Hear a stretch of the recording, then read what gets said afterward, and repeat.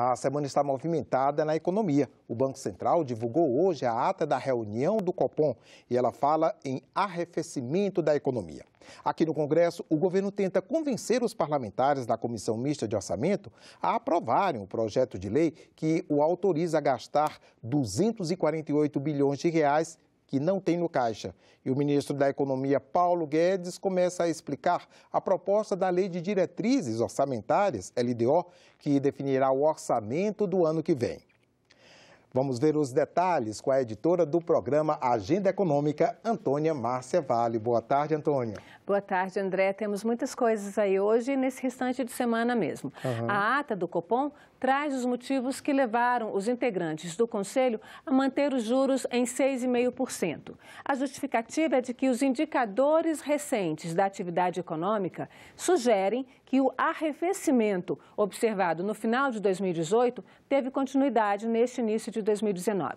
Para entender um pouco esse economês, convém pedir ajuda ao dicionário, que nos diz que arrefecimento é sinônimo de perda de entusiasmo, letargia, prostração.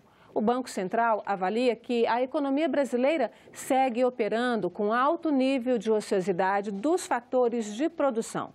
Isso está refletido nos baixos índices de utilização da capacidade da indústria e principalmente na taxa de desemprego, André. Agora, Antônia, veja só, esse é o diagnóstico, mas qual o remédio para fazer com que uma economia prostrada se levante?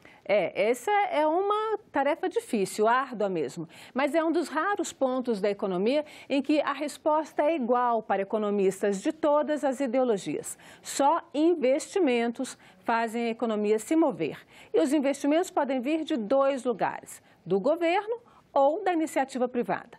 Do governo, esse investimento não deve vir tão cedo. Integrantes do Ministério da Economia tentam convencer deputados e senadores da Comissão de Orçamento a aprovarem o projeto de lei que autoriza o governo a emitir 248 bilhões de reais em títulos da dívida pública para pagar despesas correntes, como salários e os benefícios da Previdência. Mas esse tipo de arranjo só pode ser feito com a aprovação aqui do Congresso, porque ele fere a chamada regra de ouro das contas públicas. O anúncio dos cortes orçamentários feito na semana passada ajuda o governo a pressionar os parlamentares a autorizarem esse novo endividamento, André. Agora, Antônia, se o governo não tem como investir na economia, de onde é que virão os investimentos? Então, esse, de fato, é um ponto um pouco mais complexo. O que se diz nas escolas de economia é que investir ou não investir é uma decisão política de governo, de acordo com a linha ideológica dos economistas no comando.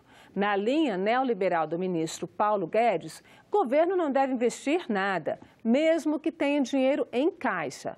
Para os neoliberais, investimento em produção é área exclusiva da iniciativa privada. O problema é que a iniciativa privada também não se mexe. Para economistas e investidores com quem conversei nesses últimos dias, quem tem dinheiro em caixa hoje está procurando lugares que ofereçam alguma garantia de retorno mais específica, André.